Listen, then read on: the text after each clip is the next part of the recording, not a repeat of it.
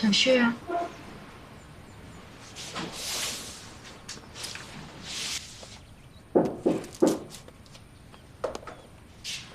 稍等一下。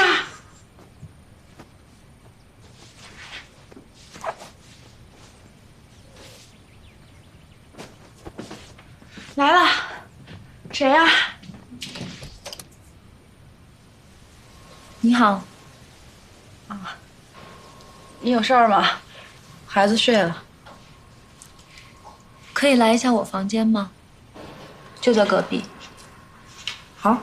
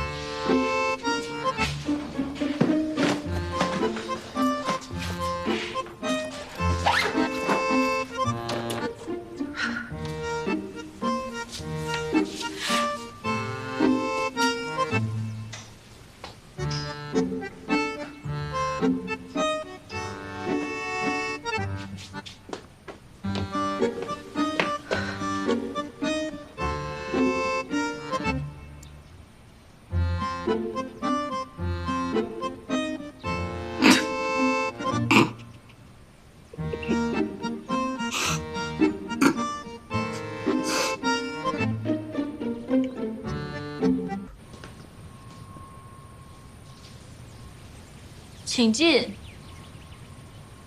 我已经进来了。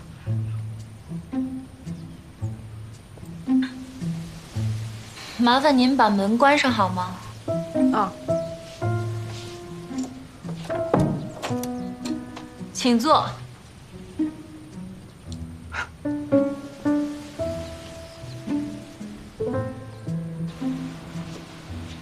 那个，能给我倒杯热水吗？馒头太凉了。骆玉珠。啊。那个，我能管你要杯热水吗？这馒头太凉了。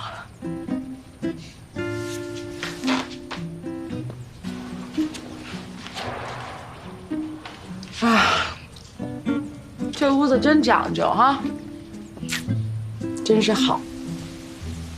跟你这儿一比，陈江河那跟猪圈似的。谢谢。哎呀，这馒头真是甜。哎，你来一块吧。你配不上他。说实话，见到你我有点失望。我以为让陈江河惦记了8年的女人有多出色。哎呀，你挺会噎人呐。我只是实话实说而已嘛。我吃这馒头吧，我就想起了10几年前，跟陈江河住在桥洞子下面，我熬糖，他出去换，有的时候只能换回来半个窝头，馒头都是吃不上的。然后我们俩就分在半个窝头，特别开心。哎，他烤红薯烤得特别好，你吃过吗？你不觉得你很自私吗？你都跟别人结婚了，还生孩子了，可是陈江河到现在为止还一直单身。你不觉得你很自私吗8年前有个人跟你说过一模一样的话，说骆玉珠你不要太自私了，人会耽误陈江河的前程。我躲了他8年，人这辈子有几个8年啊？就为了别人的一句话，真挺好吃的，来一块儿。你知道我能给他带来什么吗？对一个男人而言，最重要的是地位、是事业、是前程，这些我都能给他。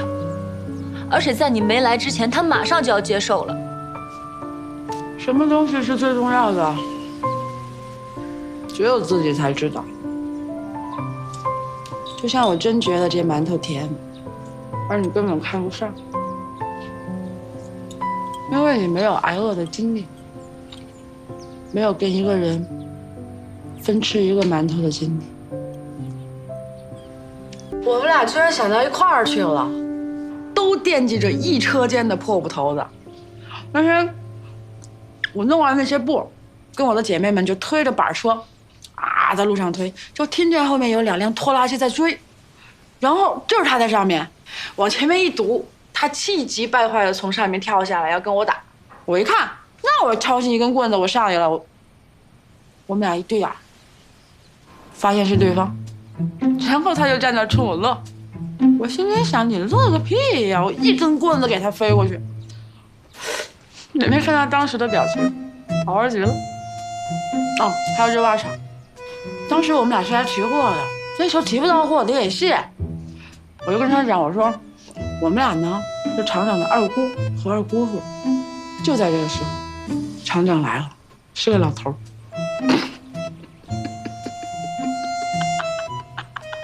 哎呀，乐死我了！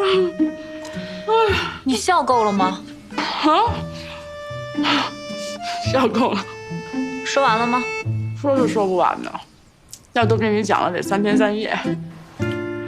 今天就说到这儿吧，馒头也吃完了，谢谢你的热水。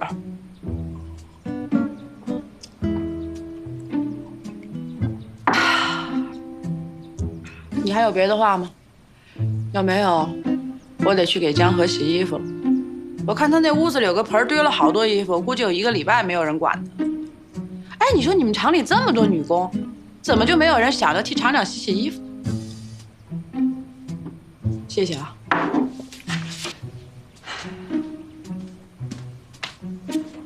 那墙是我推的，他守了那么多年的墙，还不是一片废墟？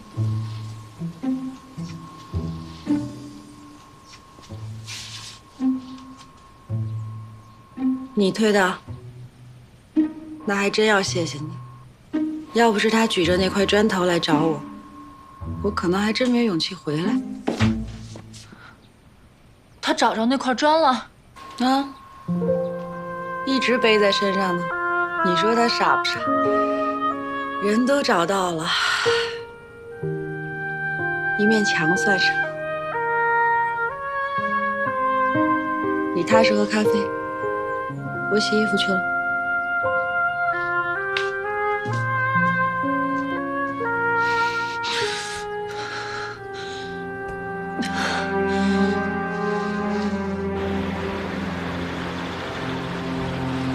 爸，马上撤离资金跟设备，我要不惜一切代价灭掉玉珠牌，我要陈江河这几年心血白费，我要让他知道放弃的代价。我已经答应陈江河把玉珠商标带走，很多事他都想到了我们前头，不简单的。他早在3年前就注册了玉珠商标，我在挖厂的投资设备，整个战略意图他都一清二楚。他知道挖冶基地对杨氏集团的重要，更知道我不会轻易放手。倒是你小雪有些让爸爸失望啊。记住，行商之人不可感情用事。你暴露了人性的弱点，漏了，那就失败。杨总，咱们能查清了，陈江河就在这2天赶往商标局，他在原来玉珠牌的基础之上又加注了金珠和银珠系列。商品涵盖什么？商品涵盖很多，五金、百货、首饰，基本上跟咱们一样。